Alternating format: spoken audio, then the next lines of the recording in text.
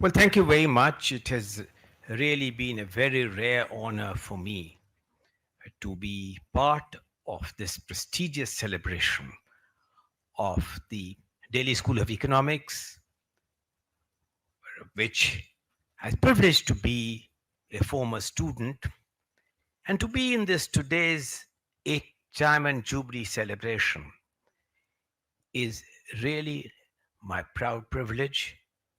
And it is with gratitude that I must recognize the contribution in shaping my life from whatever I learned at the Delhi School of Economics by the stellar professors, which not only included Professor Krishna, but I mentioned to him recently, I had the opportunity to speak at the farewell lunch of Professor Jagdish Bhagwati at Columbia University because both Padma and Jagdish had taught me economics during the period when I was studying here.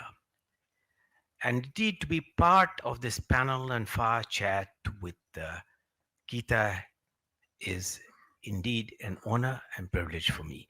So let me begin, Gita, by asking you the first question which I intended to ask.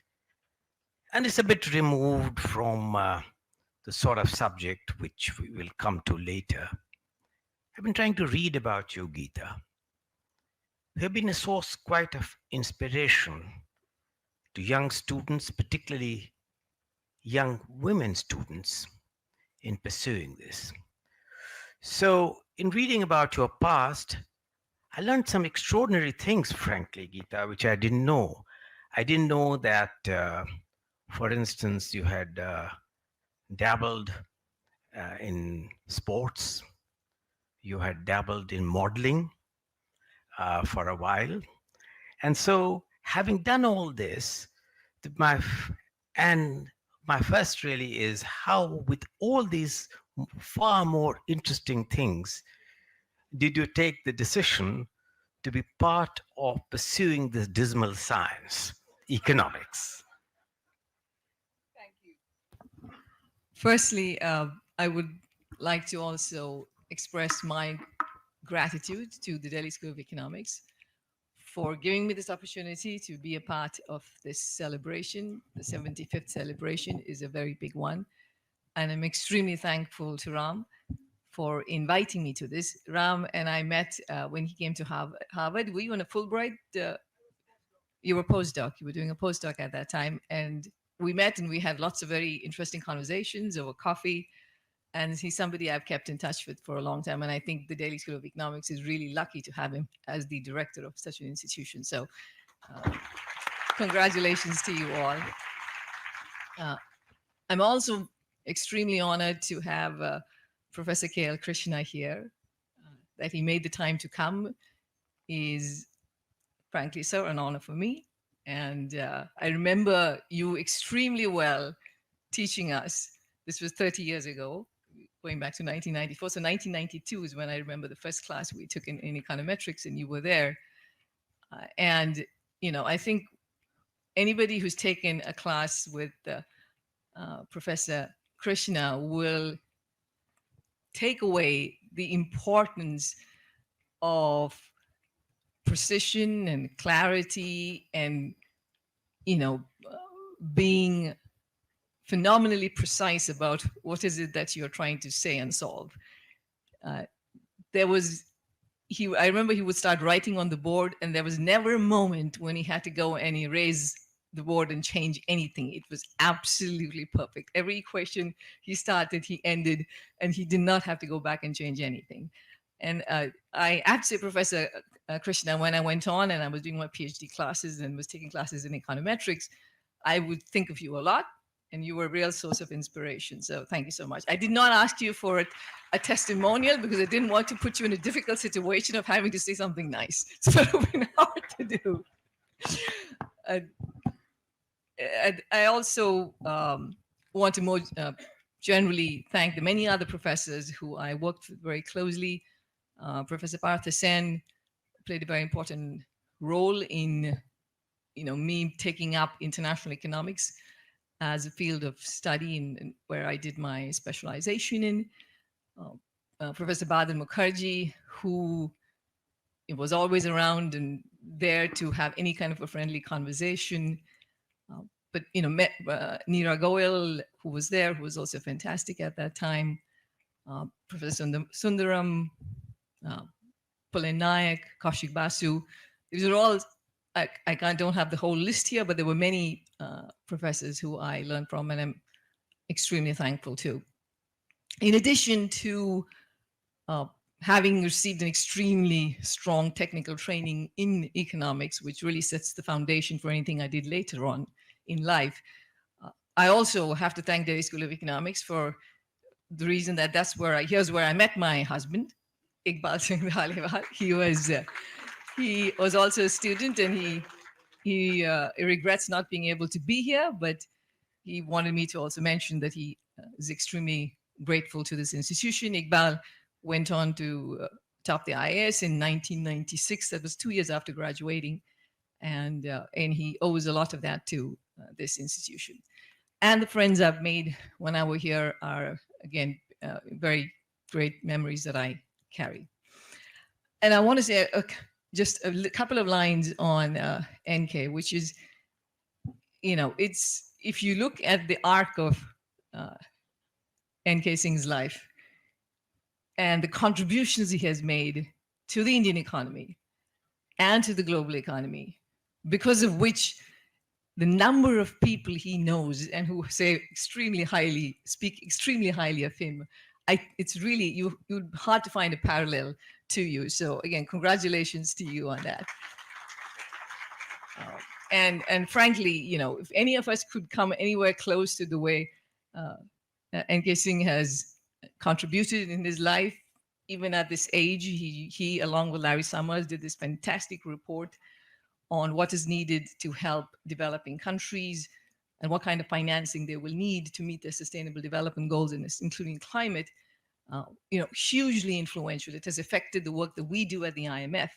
So again, your work, and I hope you keep going forever, because this is just so important for the world. And similarly, I think Professor K. Krishna, I think if we can anywhere be like them, as we get wiser, I think this is what we should all aspire for. Now, to your question, as a good economist, I know what comparative advantage is. And I think my comparative advantage was being an economist. And so that's where I am. Before I leave the personal side, for motivational to people studying and people not doing so well initially, Gita, uh, who can get over an interview which I read given by your mother, To my father. That was my father. by your father, who said that all of a sudden, someone who was not scoring so high marks, mentioning you, Gita, all of a sudden started getting marks in the upper 90s. So, what's the motivation that you have for students who initially may not do so well, but have yet the best potential and the ability to flower subsequently? Yeah, so this is an ongoing discussion that I have with my father, because I keep asking him, how did he come up with that number that I got in 7th grade or something? I know, exactly. That's what you said in the 7th grade. In 7th grade. Anyway, so it was not in the 7th grade. It must have been an earlier year, because it was not in 7th grade. But in any case, again, the bottom line is just more generally, in my case, of course, there was a time that just came where I just loved the process of learning, and I could spend hours on it. And I think that was basically, it happened at one point, and I really enjoyed it, and that's what took me forward.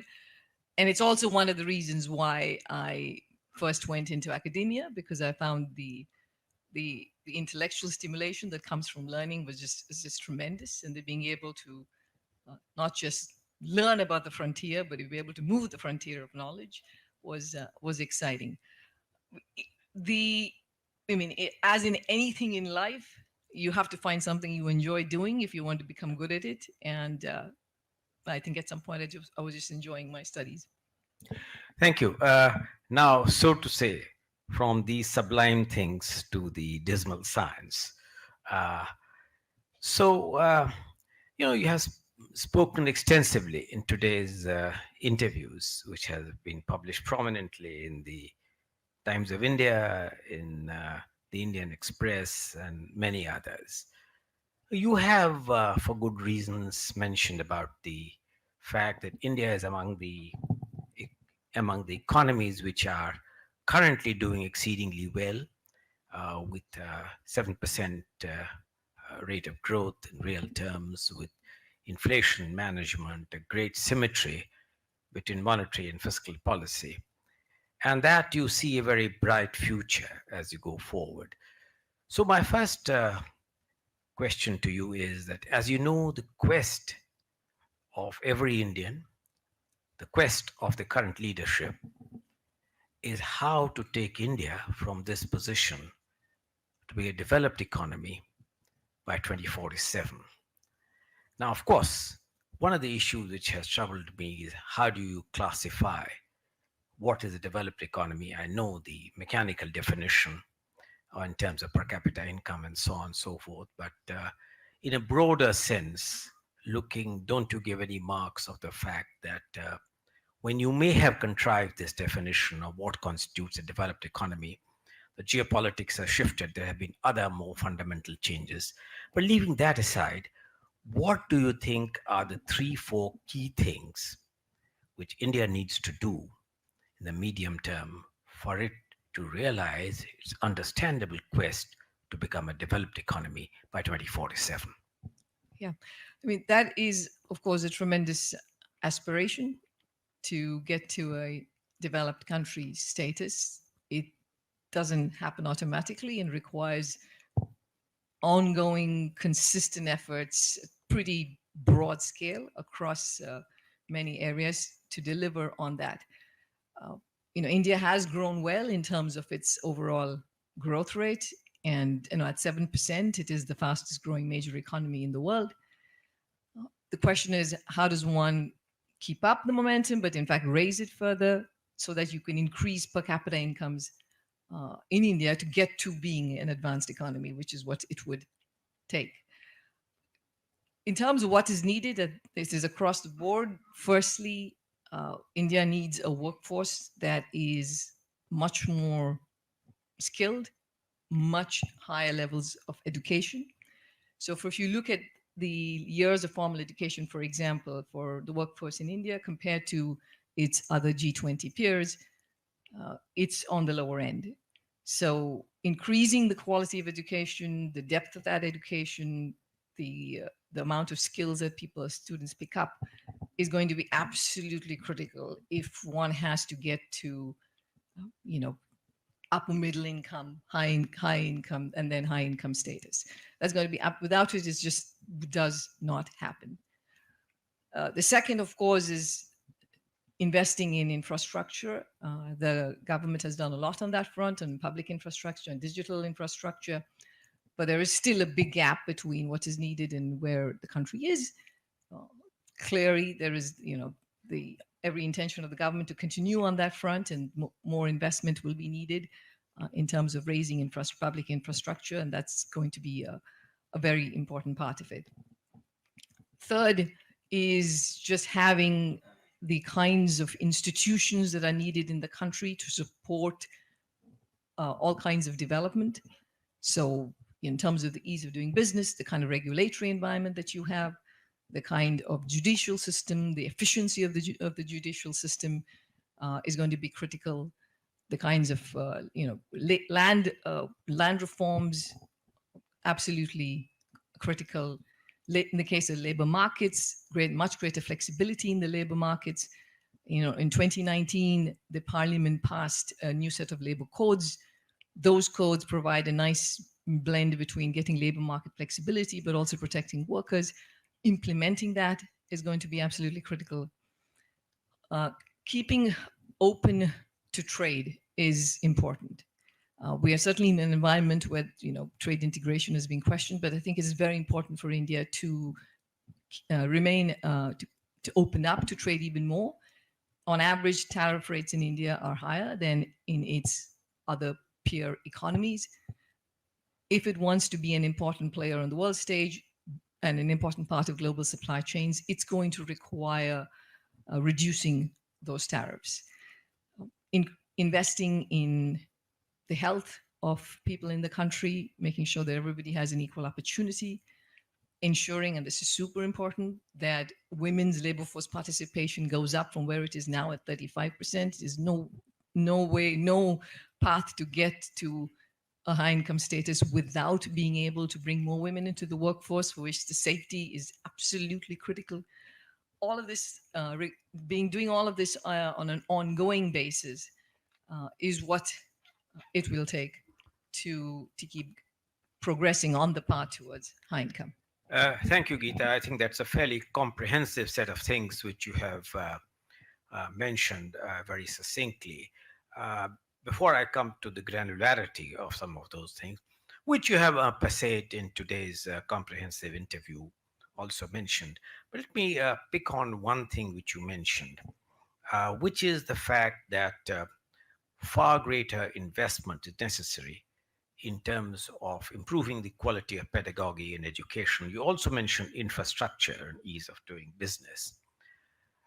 Uh, Before I get into that somewhat later, in the wider context of reforming the international financial architecture, the fund has been one of those, particularly your managing director mentioning that clearly to meet the challenges of financing, for instance, the huge needs on climate and climate change, you require far greater domestic capital mobilization. How does one create, in your view, and what kind of policies will create far greater fiscal space for allowing public outlays to be very substantially increased? If you recall the broad number, uh, it was clear that far more than what you could get from international financial institutions, domestic resource mobilization by countries was central. What are some of the prescriptive things which you can suggest for India to enhance its fiscal space significantly, keeping in mind the fact that the need to create monetary and fiscal policy symmetry must be central to macroeconomic management? Yeah. So, governments around the world are grappling with very high spending needs. There's the spending needs that just come from the day-to-day job of running the country, but in terms also of the additional spending that's needed to deal with the climate transition, to deal with the digital transition, including AI, um, in addition to the fact that many countries have aging populations and being able to provide for them in terms of health, but also in terms of pensions. Many numerous areas in which countries are called upon to invest. And so the question is, how do you manage all that spending? And I think the number that you put in your report was for emerging and developing countries, you're looking at an envelope like $3 trillion a year is what it will take to get all the spending done. And this is needed spending, right? This is required spending. So this is a lot of money. And the question is, how do you do that in an environment where countries now have record high levels of public debt? Interest rates are much higher than they were, 5 years ago. And so this really puts a constraint on how you can move forward and how you can make this happen. Now, what's absolutely right is what you said, which is that in terms of looking outwards for how much of the money you can rely on from, say, international institutions or international, uh, you know, multilateral development banks, for example, it's going to be a fraction of what is the spending that's needed. So it's going to rely on domestic resource mobilization. So in the case of India, again, given its stage of development, increasing fiscal space is not going to come about through reducing overall spending, right? So overall spending is expenditures are going to go up. It's just given where it is on the growth cycle, given that it has to undertake public investment and all these other spending needs that exist. So the creation of fiscal space and the fiscal any fiscal consolidation should happen comes through raising revenues. It should be through the channel of raising revenues to GDP. So in the specific case of India, one example of how to increase revenues, the share of GDP, is to do more with the GST. Now, GST has begun to deliver good results. As we see it, if there is a way to simplify it further, so you have fewer of these different tax rates, and broaden the base, which is you have fewer exemptions, then you can end up with raising about 1 percentage points of GDP in revenue additional through this. On the expenditure side, while the overall expenditure envelope is unlikely to be kind of brought down given the spending needs, but you can certainly look under the hood and look at pieces where more can be saved. For example, if you take the case of fertilizer subsidies, it's pretty untargeted at this point. It's given an unlimited amount to farmers.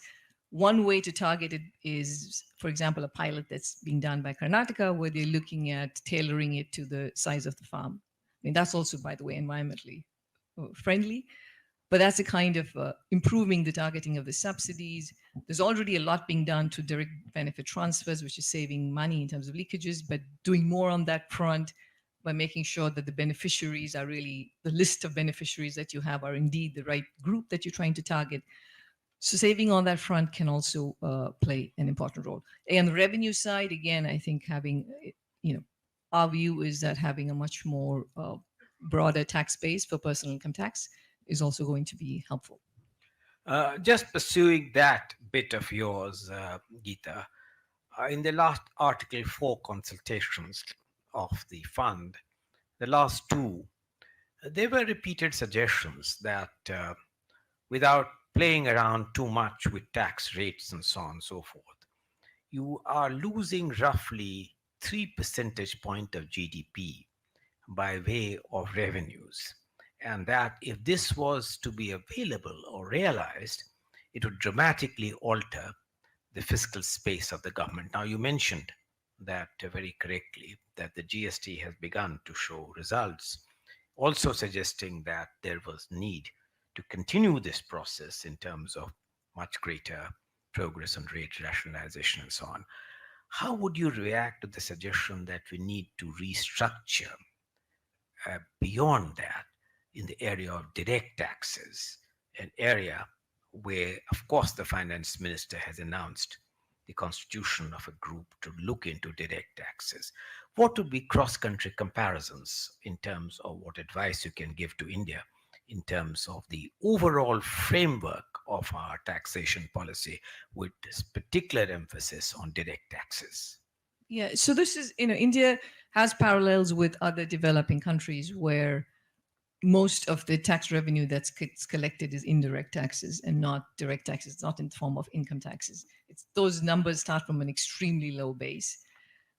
And we think, like we've been advising other developing countries too, that it is helpful to broaden the personal income tax base, and so that you can have more income coming from there.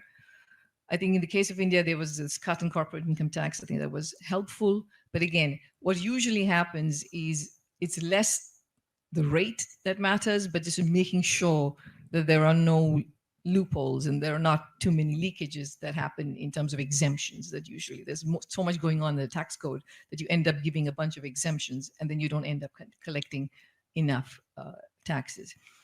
We also, by the way, think it is very important to have sufficient progressivity in your tax system and to make sure that that is actually delivering. In the case of India and other countries in the world, I think the more focusing, making sure that you're getting enough from your capital gains tax, from your capital income tax is going to be critical. Also, we think more in many countries can be done on property tax front. There is much better technology to be able to implement this better. And again, that's another area where work is needed. Now, what we have seen more generally for countries, and this comes back to the first point we discussed, is the way you can improve your fiscal space without constraining growth too much is making sure that you have structural reforms going on all the time. Because when you do that and you're raising productivity in the economy and you're expanding the scope of the economy, you end up also with just improving your debt to GDP and your fiscal situation. Uh, Gita, no one knows better than you that technology is no respecter of sovereignty, and that far reaching technological changes, which are inevitable, you cannot block and they will inevitably reach you. In this context, this issue which you have touched on per se and which is of great concern is that whereas India wants to be at the cutting edge of trying to absorb the cutting edge of technology in terms of robotization, artificial intelligence in multiple forms, we were one of the early starters of being able to adopt the best features of how to reach broadband connectivity to every home. But the fact remains that in terms of our demographic pressures, the age dependency ratio, the profile, it is more, it is as much job displacing as job creating. So, how does one combine the asymmetry, which seemingly looks an asymmetry, in being in a position to absorb the far reaching technological changes, being able to generate gainful employment to women, to the youth, and looking at our demographic profile?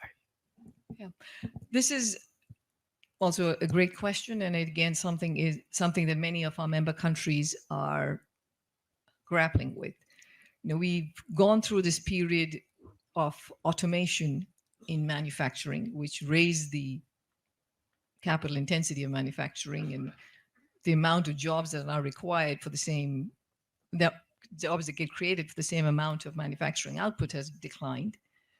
And now with the new generation of AI, including generative AI, we are looking at an automation of services.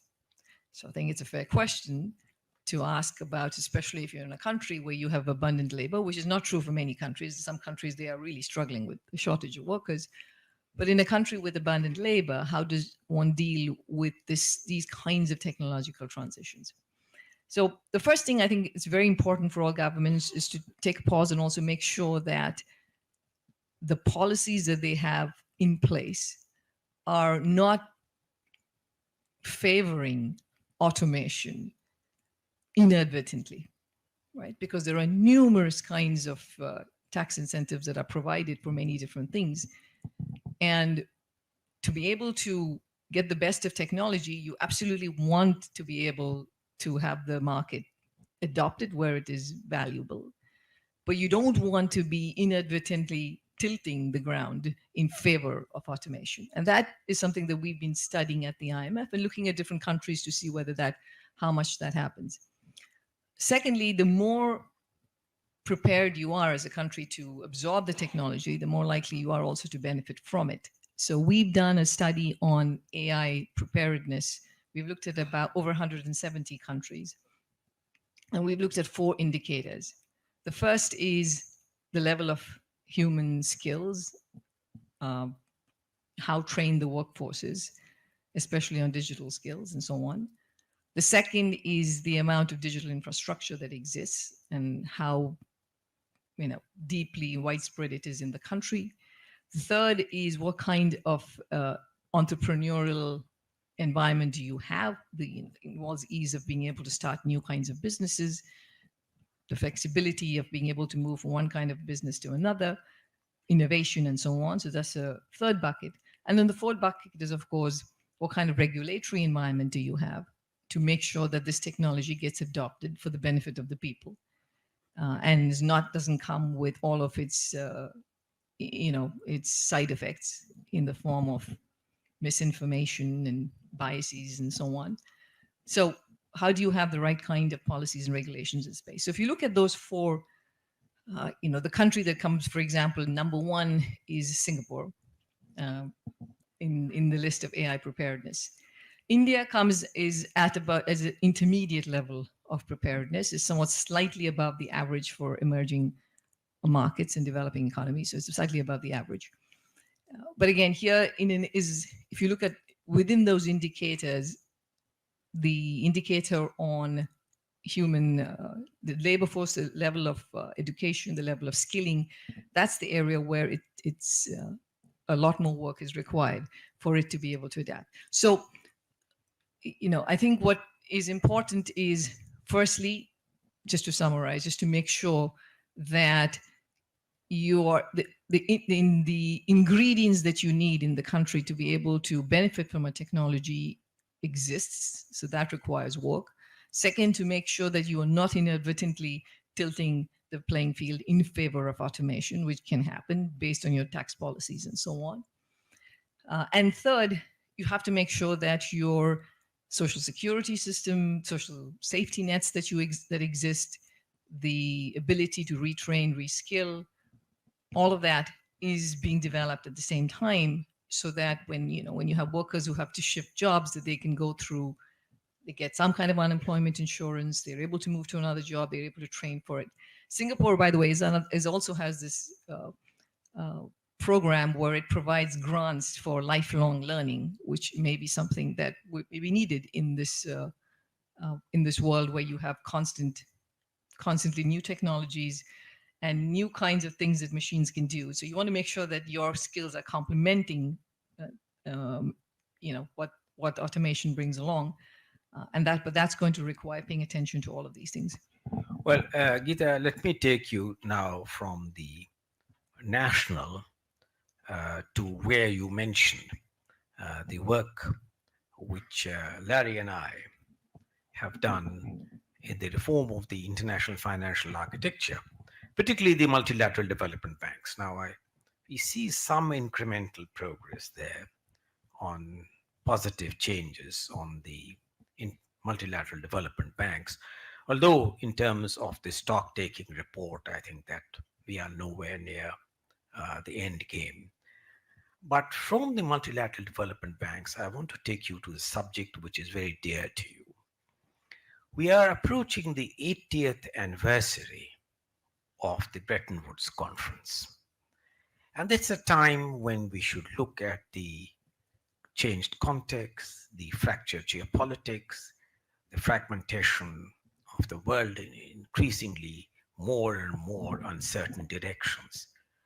Suppose I were to put to you that has the International Monetary Fund been able to live up to the contemporary challenges? Contemporary challenges in terms of using its SDR in a manner which is need based and not quota based, in a manner where the fund which you have created, the trust fund for climate, can be beefed up much more and the resources assigned actually given in terms of fundamentally repositioning the fund to meet the growing challenges of sustaining growths in large parts of African countries, consistent with the financing of climate change. And since all this must come under review, as we look at the contemporary relevance of the Bretton Woods institution, how would you want these institutions to respond to these obvious questions which are being raised all over the world? Absolutely. So this is indeed the 80th anniversary of the so-called Bretton Woods institutions. It's basically the creation of the IMF and the World Bank. And it's a great moment to take stock of where these institutions are and what is it that they need to do much more of going ahead. It's something that we deal with on a daily basis, but it's always helpful when you have an anniversary to say, okay, well, maybe this is something we should pay a lot more attention to. The world in 2024 is very different from the world in 19 1944 when these institutions were created. The kinds of challenges countries are facing are different from then. Climate change is not something that people were talking about in 1944. That's a big issue right now. Artificial intelligence is not something people were talking about in 1944. It's a big deal now. In addition, of course, to all the long-standing other issues of financial crises and standard plain vanilla debt issues and exchange rate issues and so on. So those are the bread and butter issues of the IMF. But now you have newer kinds of crises that have implications for what an institution like the IMF has to do. In addition, 2024, in terms of the world map, in terms of where is the biggest share of GDP, where is growth coming from, looks very different too. We have countries like China and India that have grown substantially, and their presence on the global map, unlike what they were back in 1944. So it's a different world, and as an institution, we really take it very seriously that the IMF caters to the need of its members, given where we are, and also over time starts also looking more like the membership and where the world is right now. So how are we changing on climate? We have created the Resilience and Sustainability Trust just a couple of years ago. This is a facility that for the first time, the IMF provides long-term financing at concessional rates to low-income countries and vulnerable middle-income countries. We have about 20 such facilities that we have providing to countries, a total of about $10 billion that's been committed to it. And we are getting our members to contribute to this funding of this Resilience and Sustainability Trust so that we can use that to help more of our membership. So this is something new. It's not something that we've done in the past. This is a real change from the past. It's not just on climate. It also is to help with pandemic preparedness. Second, Poverty Reduction and Growth Trust that's been around for a while. It's to help low-income countries. During the pandemic, we had a huge demand for this money. 57 low-income countries is how many we've supported since the pandemic. And that we again lend on extremely concessional terms, but to be able to finance that and to keep that going, we're on this constant effort to make sure that we have the resources for it. And we're undertaking a whole review of how we can help low-income countries further. If you look at the debt landscape, in the past, there used to be only, a few Western economies that were mostly lending to low-income countries. Now you have very new set of creditors, including China, including India, including Saudi Arabia. Many of these new creditors have come in. This, on the plus side, there is money going into these countries from these creditors. But of course, that then also means we have to rethink how the debt restructuring system works.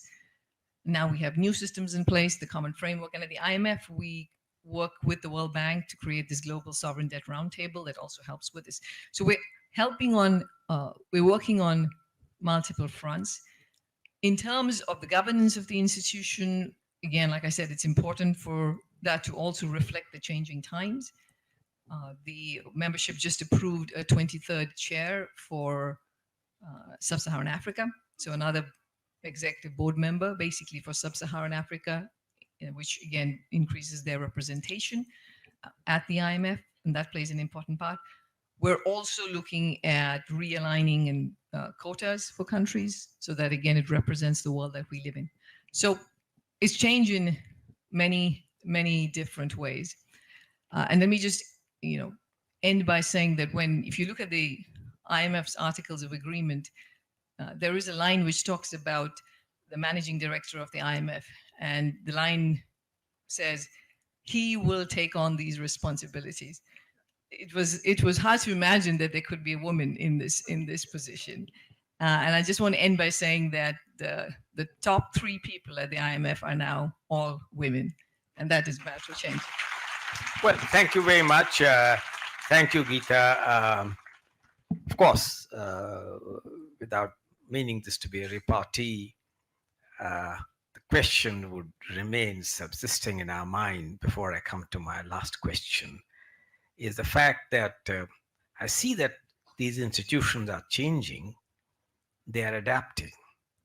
But we know the old adage that nature abhors vacuum, and that if these institutions do not adapt and show resilience and adaptation, you may have more alternatives coming up, which may or may not be such rule-based organization, and could undercut the foundations of multilateralism, which is the heart of the post-Second World War recovery.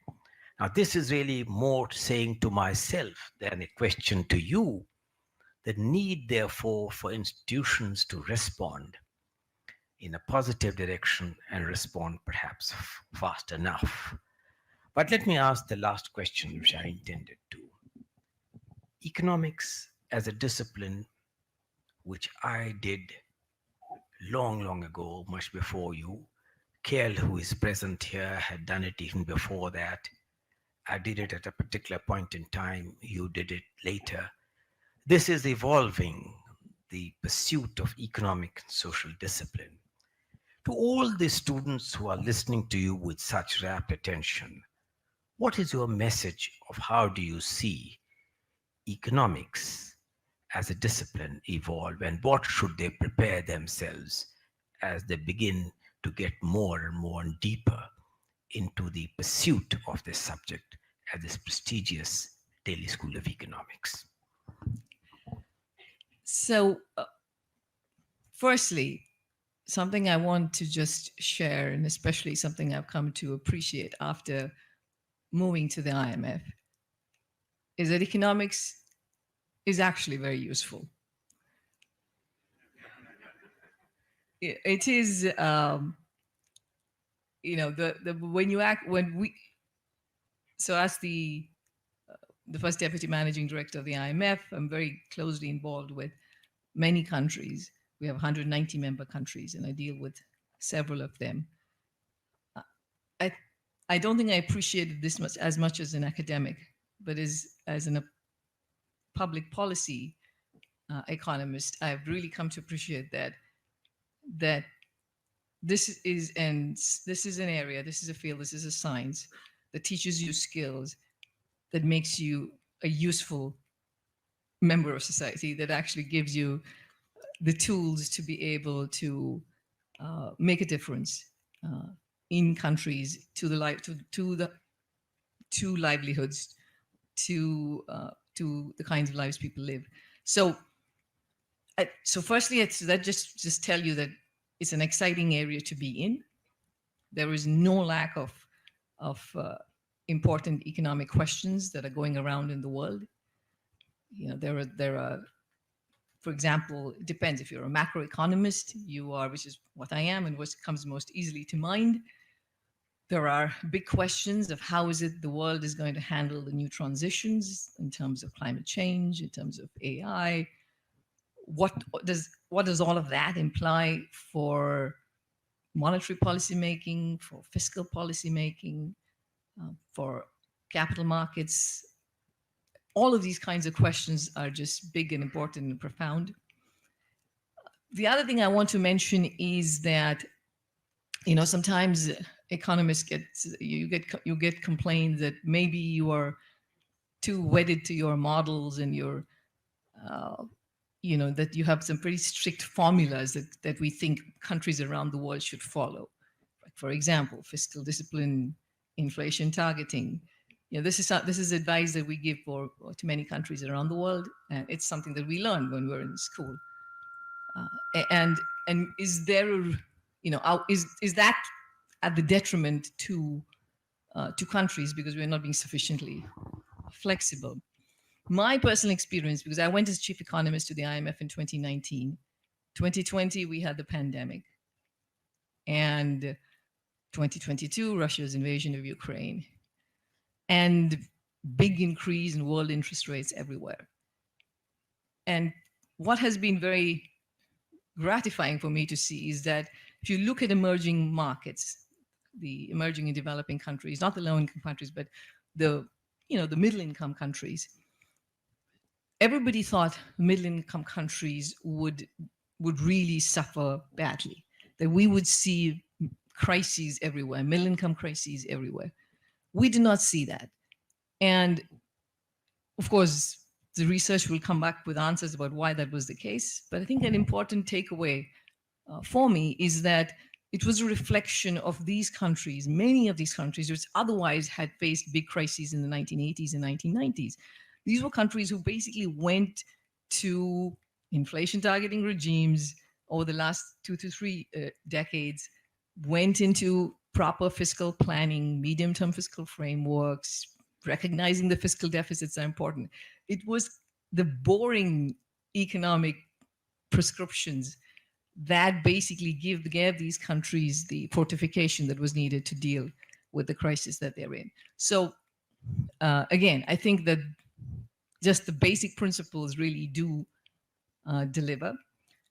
And in any area, in terms of any area that you work uh, in terms of any question you take up, or any particular model you're studying, or any empirical phenomenon you're studying, just asking yourself every time you read about it, that how is this relevant for the world?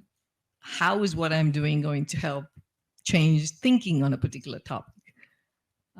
Is very helpful. You don't want to make economics an end in itself. It is something that is very useful for the world. So every time you work with it, use that lens. And I think that will give you, first of all, that I think will hopefully make it more enjoyable, and keep moving you along. Well, thank you very much, Gita. Thank you for this interactive session. And let me end by saying that since you mentioned Larry several times in your remarks, Larry is now working as a distinguished member of Gen OpenAI, and he takes great pride in that. And hopefully what he's doing now will not really disable everything which you and I have learned in our lifetime. So thank you very much for this opportunity, for this interactive session.